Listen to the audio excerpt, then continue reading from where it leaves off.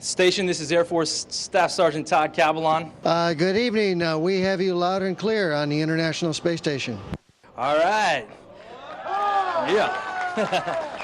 Well, greetings from Earth, gentlemen, or should I say from beautiful downtown Baghdad. First of all, I just want to say thank you for letting us be a part of this special event. Having two Army officers on the International Space Station is just great. And I'm here with a group of your fellow soldiers, and I know they're anxious to ask you some questions, so we'll just get right down to it. All right. Questions? Sir. Yes. Captain John Sorensen, Friendswood, Texas. Sir, what do you like the most about being an astronaut? We had a difficult time understanding the question, but we recognize that you're assembled there in Baghdad. We periodically fly over Baghdad. I've taken many pictures of it, and there's not a day that goes by when we don't remember the service and the sacrifice that so many of you are making over there in the service to our country and in protection of our freedoms that we too often take for granted. Master Sergeant Schroll from Houston, Texas. Also work at the Johnson Space Center in Houston. How did you fix your water processing assembly that you had clogged filters with? We're going to work on the audio here a little bit. I think that you can hear us just fine.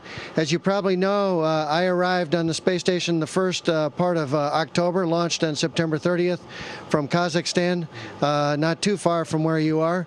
And Colonel Creamer here launched about a week and a half ago, also from Kazakhstan. Both of us came up on Russian Soyuz vehicles.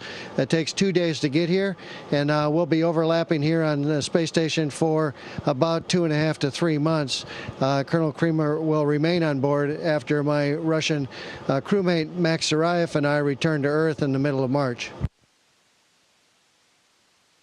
An interesting little tidbit is 2 or 3 commander ships down the line will be joined by Colonel Doug Wheelock, a 1982 graduate of West Point, which I think is the first time that we'll actually have an active duty Army commander on board and taking the high ground as best we can.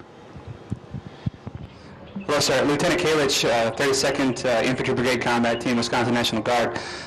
Just looking to see if either of you have experienced extravehicular activity and if we can get some first-hand accounts of what that's like. I'm really sorry. Unfortunately, the audio is just not coming through. So I know that Houston is working on it right now. Let me tell you a little bit about the crew right now. We're a crew of 5. With the arrival of Colonel Creamer and his Soyuz crewmates, we became a crew of 5. We were a crew of 2 for a few weeks. Prior to that, a crew of 6. The station crew grew to a crew of 6 back last summer in June. By maintaining 2 Soyuzes here on board, each of them have 3 seats. That serves as our lifeboat, an escape vehicle in case we have to leave in an emergency situation. And we're getting close to the final assembly of the space station. We will complete its assembly in 2010 and transition to full utilization in this international partnership made up of the Russians, the U.S., Japanese, European Space Agency, and the Canadian Space Agency. All right, sir, can you tell us a little bit about your holidays? How have your holidays been? I got that question. How have the holidays been? The holidays been great. Actually, for Max and I, we've been here a while. We're halfway through. They were a nice, relaxing break to the pace that we have been experiencing since we came on board. These guys docked 2 days before Christmas. They arrived bearing gifts. It was great to see them. Of course, we anticipated their arrival for a long time, and we've had a relaxing schedule pretty much between Christmas and New Year's.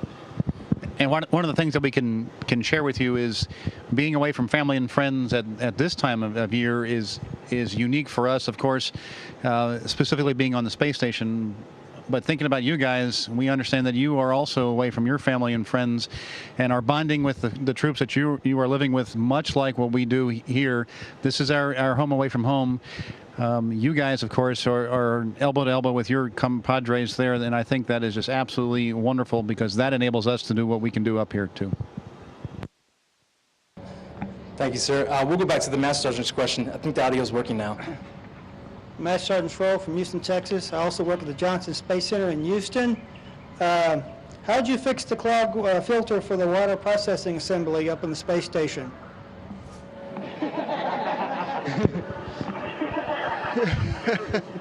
Let's see, the water processing assembly, how did we fix, I think you're talking about the urine processing assembly, right? If we fix that, we have not fixed that. So we're currently collecting urine and storing it as far away from us as we can. And we're having to take the water that we have stored on board in reserve and process that through the water processing facility to drink on board. It's an actually very interesting aspect of life here. Not a whole lot unlike the field experience that you have there, where you have to improvise a little bit and make do with what you have, and also get by and operate and live with less than what you otherwise would. One thing Jeff did not mention is we only have 5 people on board right now, and we have 6 sleep stations. And one of the storage places for the extra urine is in that 6th sleep station. We just won't tell the next inhabitant that, okay? And by the way, thank you for your service in 2 counts, both in the military as well as in the space program. Hi, I'm Tim Donovan from the 32nd Brigade of the Wisconsin National Guard. Wisconsin, the home of Deke Slayton, Jim Lovell, and Mark Lee, among others. I'm wondering if the Earth will ever be the same to you after you've seen it from that incredible vantage point.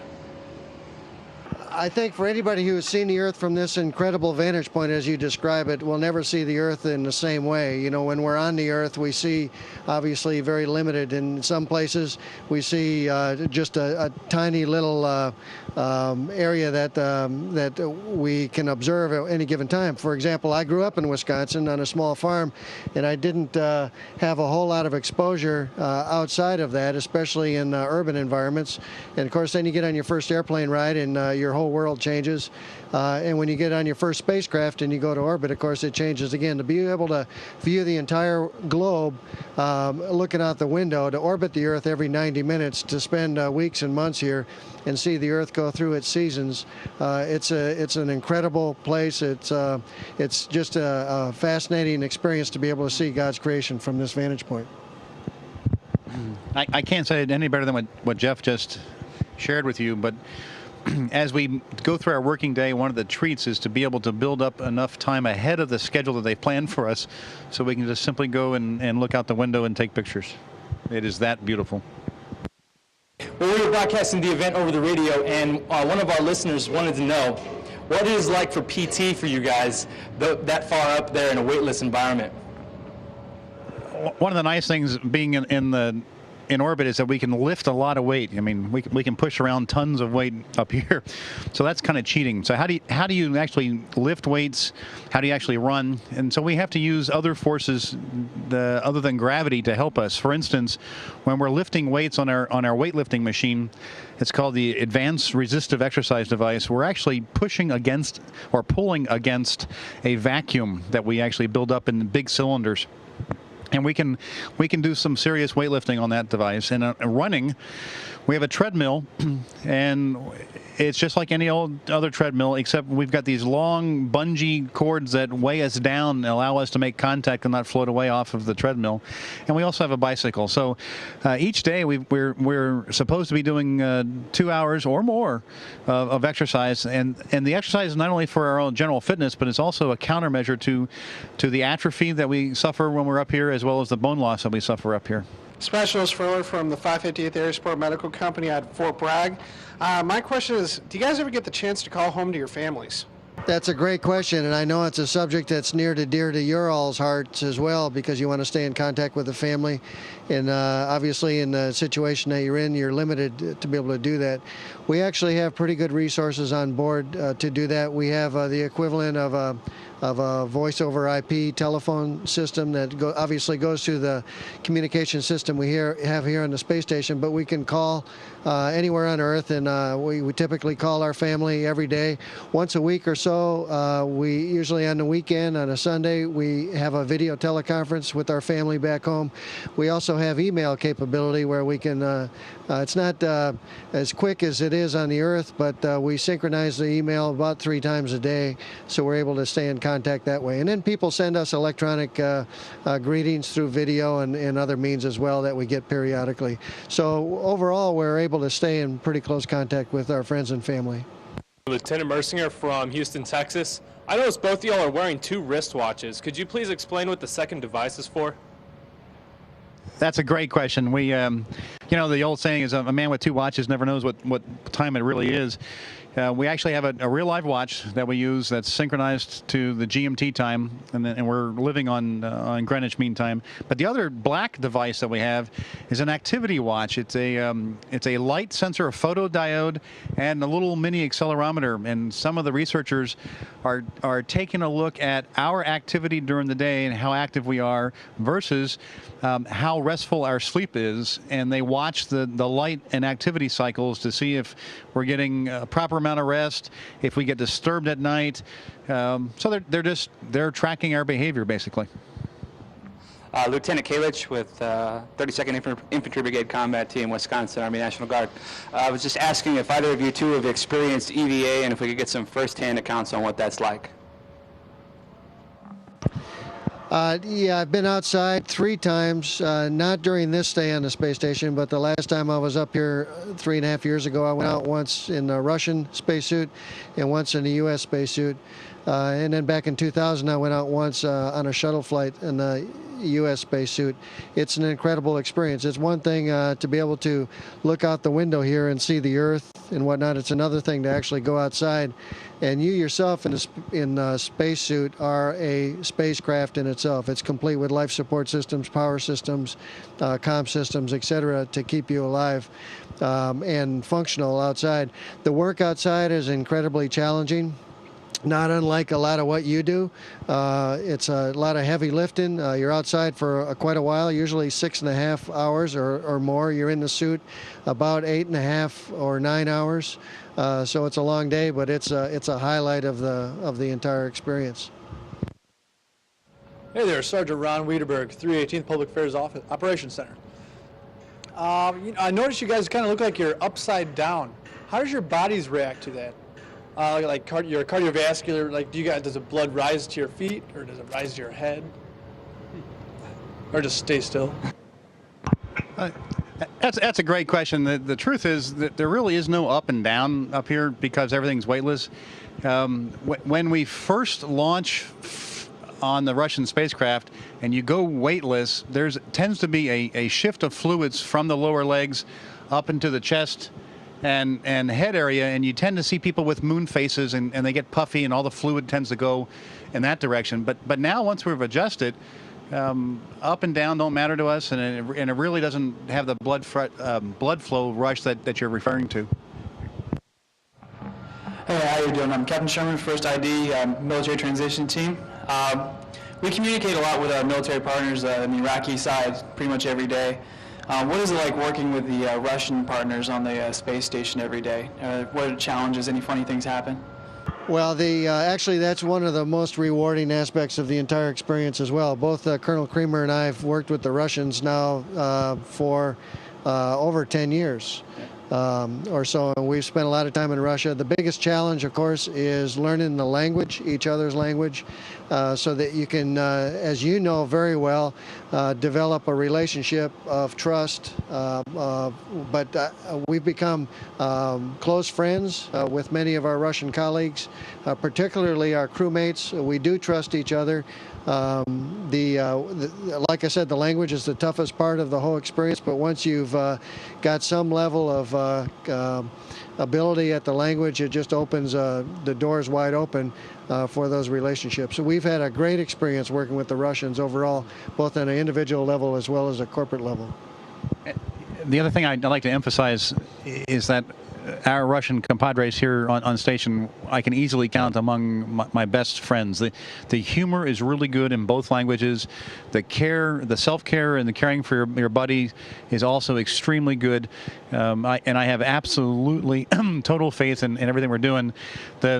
the interesting background is, you know, I got commissioned in '82, and at that time we were still in the Cold War, pre-wall coming down, and who had ever thought that we would actually be flying on a Russian vehicle together as, you know, equal partners, with their extreme experience in space, and to some degree their extreme experience on heavy lifting to space stations in space.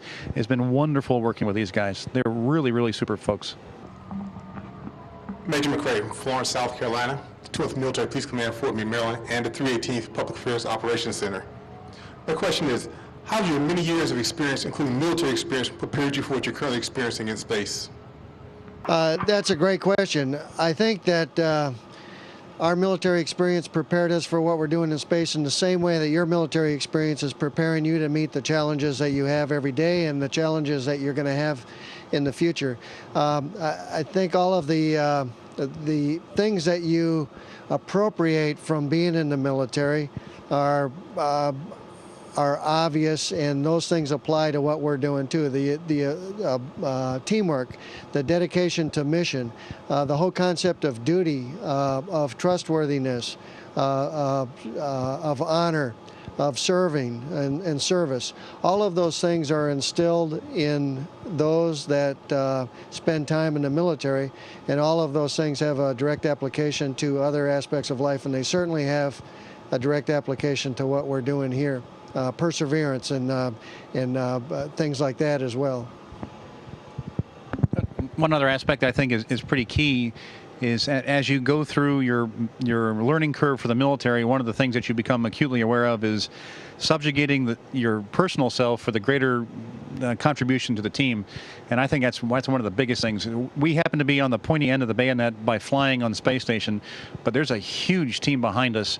And for us to be here is both an honor, but it's also a duty to serve the people who are really operating the space station, which are the ground folks and the researchers. That subjugation is something that is really key with my military background, and I would say most people's. All right, gentlemen, I believe our time has expired. So on behalf of myself, the American Forces Network here in Iraq, and all the soldiers here, we just want to say good luck to you and Godspeed. Thank you very much. It was an honor to have you on board the International Space Station today.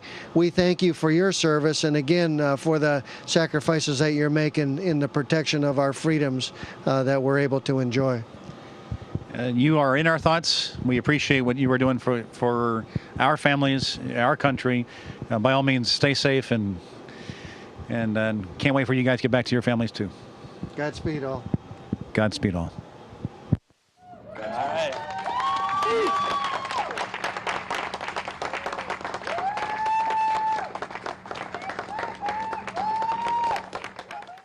Station, this is Houston ACR. That concludes the event. Thank you.